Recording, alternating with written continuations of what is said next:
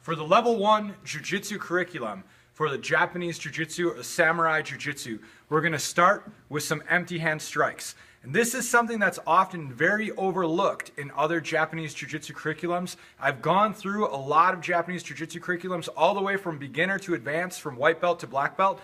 And a lot of the systems really lack a lot of the striking, I think. And the striking is very important. It's especially important to close the gap, to go from a striking range into a clinch, so that we can deliver our takedowns and our joint locks. And you're going to see that throughout our curriculum. Our stance, we're going to have our hands up like this. So our hands are relaxed, and when we strike is when we're going to tense up and then come back. And our first strike looks just like that. It's a vertical fist.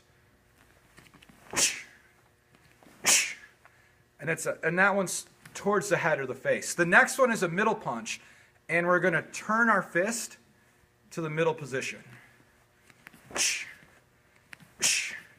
Strike number 3 is low. It's not an uppercut like you see in boxing or Muay Thai, but it's straight in.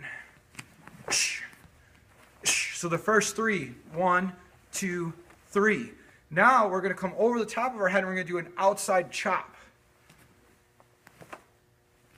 hitting with the knife hand or ridge hand. The next one goes inside chop, also hitting with the ridge hand.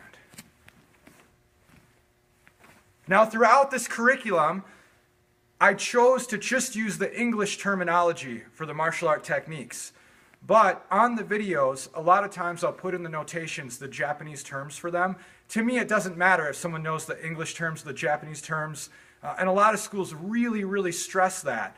And I think it's just kind of silly. Knowing another language, and especially just bits and pieces of another language, doesn't make you a better martial artist. But we've got Joden, Shuden, Gaiden, Amote Shuto, Ura Shuto, and the next one is Suiken, the hammer fist.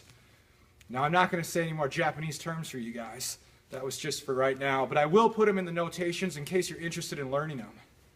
So now we have this hammer fist. So we have 1, 2, 3, 4, 5, 6.